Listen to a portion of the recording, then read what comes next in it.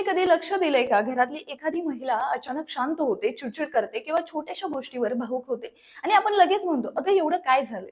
पण खरं सांगायचं तर तिच्या शरीरात आणि मनात त्या काळात खूप मोठे बदल सुरू असतात.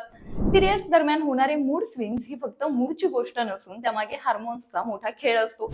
महिलांमध्ये पिरियड्सच्या काळात इन्स्ट्रोजन सारख्या हार्मोन्समध्ये बदल होतात आणि त्याचा थेट परिणाम त्यांच्या मानसिक आणि शारीरिक आरोग्यावर होतो. त्यामुळे अचानक रडू येणं, चिडचिड होणं, खूप उदास वाटणं किंवा कोणत्याही कारणाशिवाय मूड बदलणं या गोष्टी सामान्य असल्या तरीही त्याकडे दुर्लक्ष करणं योग्य नाही.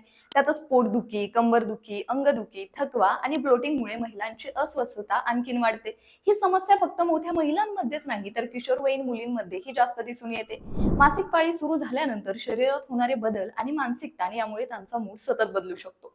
इतकंच नाही तर डिलिव्हरी नंतर आणि मेनोपॉजच्या काळातही महिलांना अशाच भावनिक बदलांना सामोरं जावं लागतं. तज्ञ सांगतात या काळात महिलांनी स्वतःची विशेष काळजी घेणं खूप गरजेचं आहे. चांगला आहार, पुरेशी झोप, भरपूर पाणी आणि थोडासा योगा किंवा मॉर्निंग वॉक मन शांत ठेवायला मदत करतो. बाकी याबद्दल तुम्हाला आधी माहित होतं का? कमेंट करून नक्की सांगा आणि आपल्या पुणेकरांच्या हक्काच्या पुणे लोकलला लाईक, शेअर आणि सबस्क्राईब करायला विसरू नका.